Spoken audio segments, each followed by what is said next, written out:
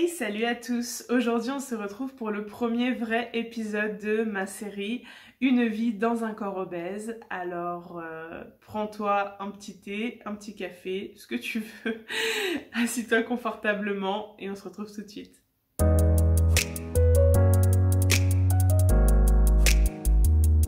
Aujourd'hui, on va parler de pourquoi j'en suis arrivée là, à ce poids de 135 kilos. Je suis devenue ce que l'on disait de moi. Je vais vous expliquer pourquoi j'ai choisi ce titre. On nous demande quand on est jeune, et en fait, dès notre naissance, en fait, on nous pèse et le poids est hyper important. Il faut que l'enfant, quand il naît, on sait qu'il va perdre un petit peu de poids, il faut qu'il en reprenne, il faut qu'il se stabilise. Bref, notre poids est très observé, très suivi, très important. Est-ce que finalement c'est si important que ça? Je ne suis pas médecin. Mais pour le coup, je trouve qu'on en fait vraiment des pataquès. Vraiment. Mais bon, ce n'est que mon avis à moi. Mais il faut répondre à certains standards et à une certaine catégorie de personnes lorsque l'on grandit, et notamment au niveau de l'adolescence. On a des références en fait, on s'identifie à des gens quand on est ado, puisqu'on est en recherche de nous-mêmes, et on va du coup chercher à s'identifier. Et en général, on s'identifie à ce que la société veut bien nous montrer et à ce que la société met en avant. Moi, je sais qu'à mon époque, quand j'étais adolescente, c'était plutôt les filles très fines, hein. Moi je suis de 89, c'était l'époque quand j'étais ado de toutes les chanteuses Laurie, Britney Spears, voilà, qui étaient très en forme, qui faisaient du sport, qui étaient fit, voilà, mais plutôt fit fine, voilà, pas forcément fit musclé, même si elles avaient des abdos, hein, pour le coup. Voilà, en tout cas, elles étaient vraiment, c'était vraiment ce type de filles-là, et puis des filles un peu aussi petites, toutes mignonnes. Je pense à Alizée dans Lolita. Voilà, c'était ce type de standard-là. Et quand j'étais grande déjà, hein, adolescente, j'ai toujours été plutôt grande. Eh bien, moi je me comparais forcément à ces filles-là, hein, comme toutes les adolescentes, mais aussi à mes copines. Et c'est déjà un premier point en fait, c'est la comparaison. Je pense que quand on est ado, on devrait apprendre à nos ados en fait à ne pas se comparer, même si c'est compliqué, hein, clairement. Mais je pense qu'il y a quelque chose à déconstruire là-dedans. Puisque combien de personnes encore adultes continuent à se comparer aux autres. Moi je trouve ça affolant, enfin, quand j'ai compris que se comparer ne servait à rien, parce qu'en plus elle pouvait biaiser notre jugement sur nous-mêmes, j'ai arrêté de le faire. J'ai vraiment arrêté de me comparer aux autres et juste à être qui je suis. Et j'ai commencé à partir de là déjà à être beaucoup plus en accord avec moi-même. Donc si j'ai un premier conseil à vous donner, même si je ne suis pas médecin, c'est d'arrêter de vous comparer. Ensuite, vis-à-vis toujours de cette société, j'ai remarqué que quand on était grand et qu'on était un petit peu plus développé que ses camarades de classe, et qu'on doit s'habiller dans les magasins standards, hein, à l'époque, je crois qu'avec mes parents, on devait aller à Gémeaux qui habille ce genre de magasin-là. Eh bien, c'était pas évident de trouver ma taille au rayon des jeunes filles, quoi. Souvent, je devais quand même aller dans le rayon des femmes. Déjà parce qu'en longueur, c'était compliqué parce que j'étais grande. Et aussi parce que, en termes de poids, du coup, de taille, c'était pas facile, en fait, de m'habiller là où tout le monde s'habille. Et donc, j'avais pas des vêtements très branchés comme mes copines. j'avais plutôt déjà des vêtements un peu plus type femme, en tout cas jeune femme. Donc voilà, ça c'était aussi quelque chose de compliqué, et c'est toujours le cas d'ailleurs, hein, enfin, s'habiller quand on est gros ou grosse, franchement, dans ces enseignes-là, c'est bien, on va dire oui, mais c'est déjà bien, il y a un espace pour pouvoir s'habiller, ouais, enfin ça c'est la base quoi. J'ai envie de te dire, je vais pas me balader à poil, et à un moment donné, il faut bien que je m'habille en fait.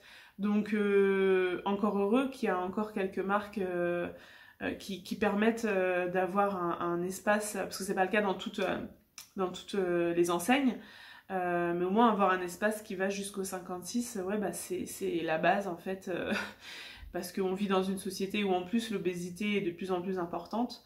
Donc bah oui, enfin je trouve ça normal en fait qu'on ait des espaces femmes rondes. Alors bon, est-ce que on devrait vraiment avoir un espace dédié? Je suis pas sûre, hein. Je pense qu'on pourrait faire partie de l'espace de tout le monde, hein, voilà, hein, un espace femme de manière générale. Enfin voilà, on n'a pas besoin d'aller dans un autre petit espace à nous qui nous est réservé, non, enfin voilà. Mais bon, c'est encore un autre détail. Et ça c'est pareil, c'est quelque chose qui est pas évident quand on est ado et qu'on va pour la première fois dans l'espace femme ronde, parce qu'on est passé sur du 46 et qu'il n'y a pas dans le rayon des femmes normales, bah on se dit mince, il y a le regard des gens, c'est pesant, enfin voilà, il y a des choses qui se passent, et c'est pas évident.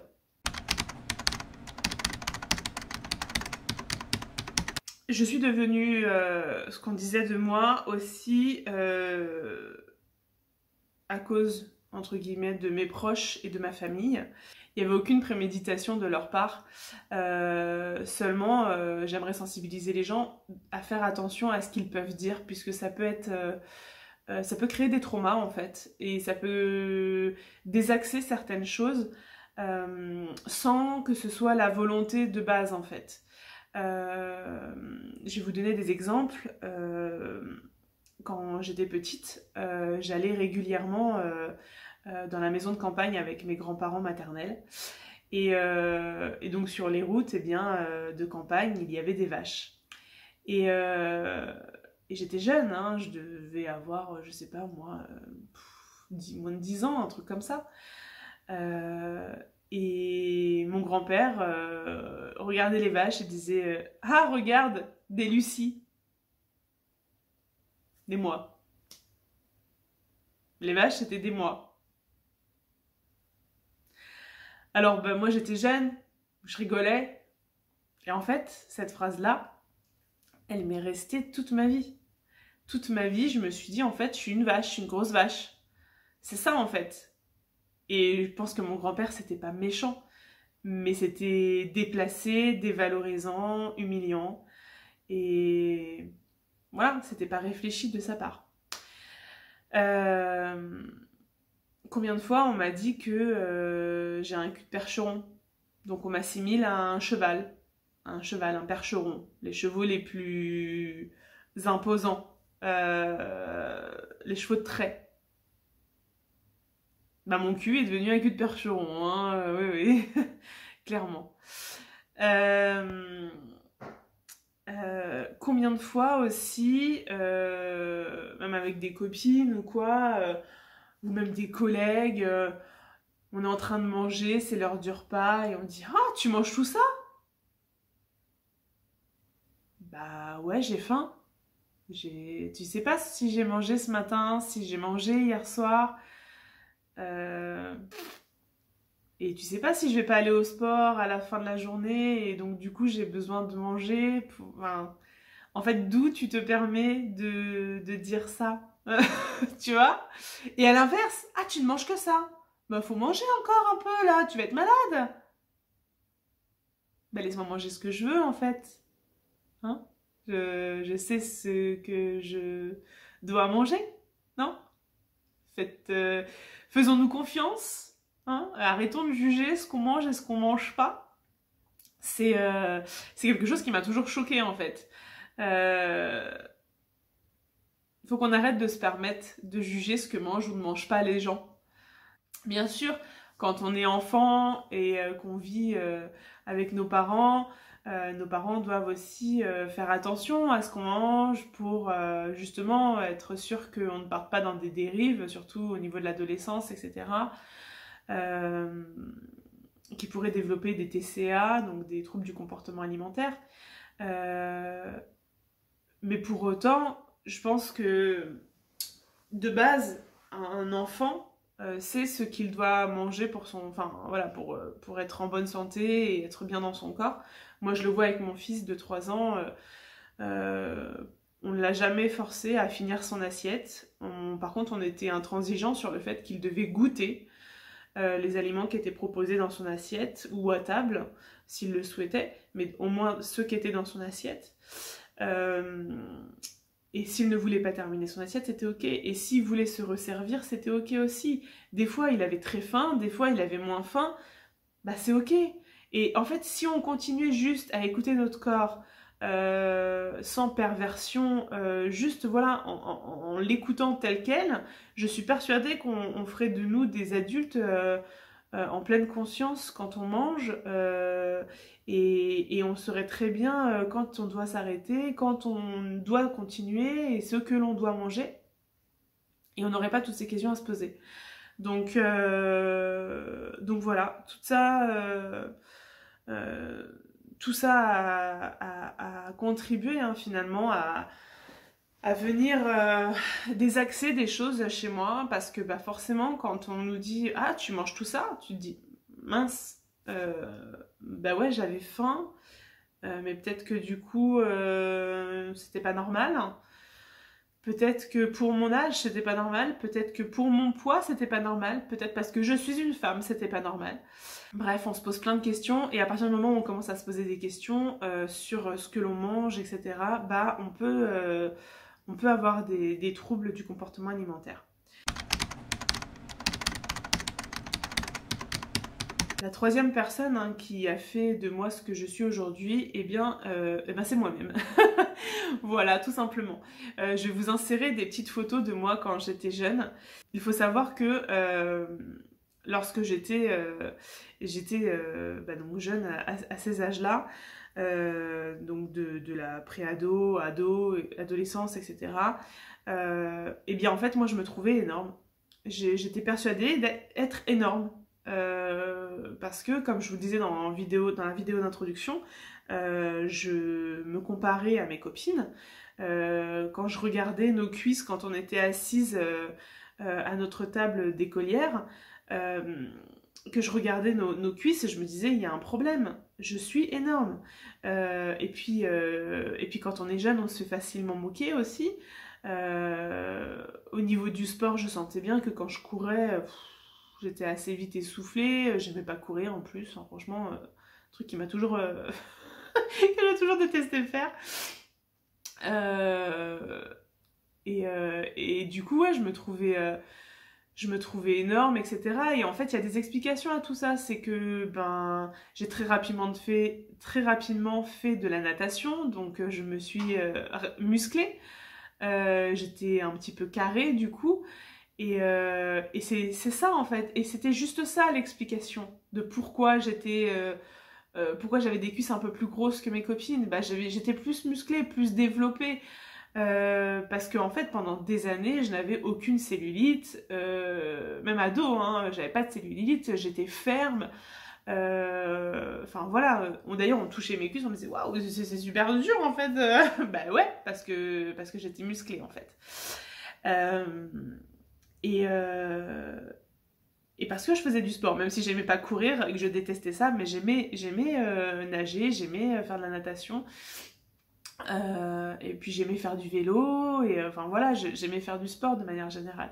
Mais parce que je n'aimais pas courir, et parce que j'étais un peu plus grosse que mes copines, eh bien j'étais catégorisée grosse.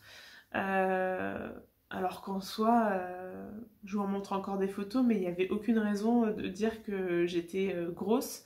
J'étais peut-être un peu plus développée, j'ai eu mes règles aussi assez rapidement, donc voilà, j'ai commencé à me développer assez vite. Et pour autant, je n'ai jamais été en obésité à ces moments-là. D'ailleurs, je ne me rappelle pas que mon médecin traitant m'ait dit qu'il fallait que je fasse un régime quand j'étais jeune. Pas du tout. Donc voilà par rapport à ça.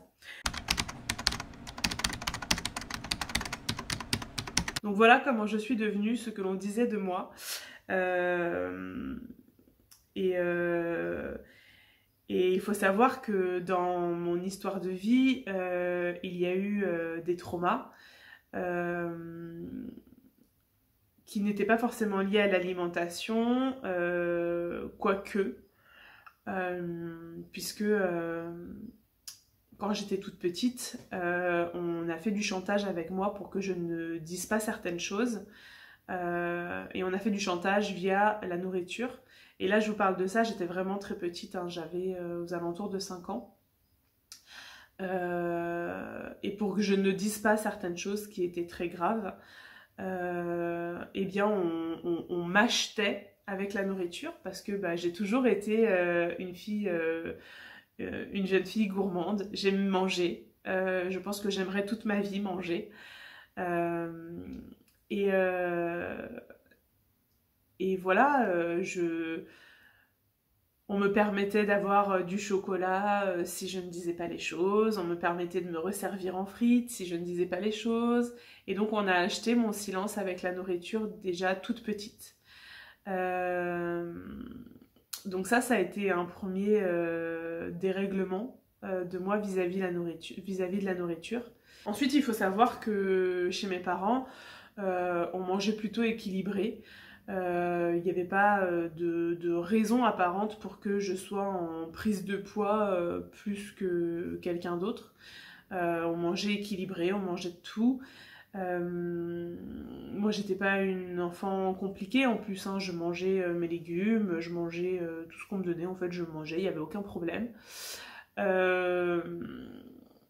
Il y a juste eu une période, du coup, alors plutôt dans l'enfance, hein, vers, je sais pas, peut-être mes 8 ans, quelque chose comme ça, 7-8 ans, où les fruits sont devenus compliqués pour moi, puisque j'ai développé des allergies à beaucoup de fruits.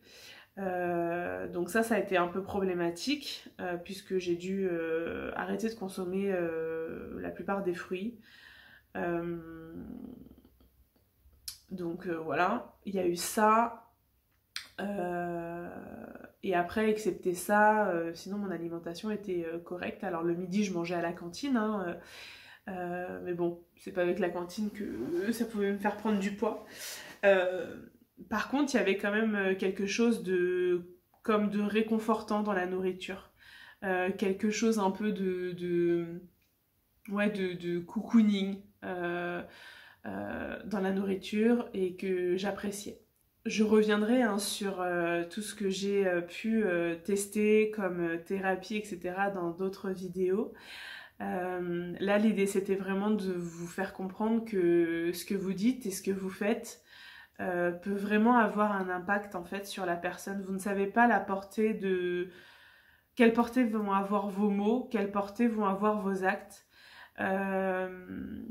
Ils peuvent détruire une vie, clairement. C'est heureusement pas mon cas. Je ne me sens pas détruite par tout ce qui s'est passé vis-à-vis de mon alimentation, etc. et les dérèglements que j'ai pu avoir, mais ils m'ont quand même lourdement impactée. Et puis, donc faites attention à ce que vous dites dès le plus jeune âge, puisque donc, vous voyez que déjà très jeune, hein, on peut avoir des dérèglements. Et ensuite, en grandissant, eh bien, si je peux vous donner un conseil, c'est de ne jamais juger ce que ne mange pas quelqu'un. Bien entendu, en tant que parent, on pose des questions et ça c'est légitime. Mais juste soyez en conscience que ce que vous dites peut avoir un impact vis-à-vis de l'alimentation de votre enfant. C'est comme le fait de priver un enfant je sais pas moi, de bonbons, de gâteaux, etc. Eh bien, vous pouvez être sûr qu'à l'adolescence ou quand il va être jeune adulte, il va se venger, entre guillemets, parce que ça aura été quelque chose d'interdit, et donc tout ce qui est interdit, quand on y a accès, eh bien c'est la folie après, voilà. Donc évitez d'interdire des choses, faites plutôt en sorte que l'alimentation soit équilibrée, de manger de tout, et voilà, qu'il n'y ait pas d'aliments interdits. Je pense que c'est une bonne clé déjà pour éviter des dérèglements. Et alors attention, hein, je mets des grosses parenthèses là dans ce que je dis. Il peut y avoir des interdits médicaux, hein. Là je parle de manière générale, je parle pas des interdits médicaux, etc. Bien évidemment, moi étant allergique par exemple, forcément je me suis interdit certains fruits, mes parents également, enfin le but c'était pas que je meure non plus, hein, voilà. Donc attention, je ne parle pas des interdits médicaux, je parle vraiment de manière générale. Aucun médecin n'a interdit de manger des bonbons, c'est juste que c'est sûr que si tu en manges tous les jours, ça va poser problème à un moment donné, quoi. Mais bon, voilà, de temps en temps, de manière contrôlée, ça ne sera pas... Enfin, il n'y aura pas forcément de conséquences néfastes à proprement parler. Bref, voilà en gros ce que je voulais vous dire pour ce premier épisode. J'espère que vous commencez à en savoir un petit peu plus. Du coup, le prochain épisode sera basé sur la réalité de ma vie actuelle en étant obèse, la réalité de mon corps à différentes étapes de ma vie, et comment je l'ai vécu à chaque fois. Parce que l'aspect psychologique dans tout ça est hyper important. Ma prise de poids est fortement liée à l'aspect psychologique et émotionnel. Et je pense que c'est important d'aller mettre les pieds là-dedans. Voilà. J'espère que cette vidéo vous a plu. N'hésitez pas à me soutenir en likant cette vidéo et en me montrant du coup que vous souhaitez en apprendre plus et en savoir plus. Je vous donne quelques conseils par-ci par-là, mais je ne suis pas médecin et je ne prétends pas tout savoir. Je vous partage seulement mon expérience et ma compréhension de ce que j'ai pu vivre. Voilà. Je vous dis à bientôt dans une prochaine vidéo. En attendant, prenez soin de vous et je vous dis à plus tard. Bye bye.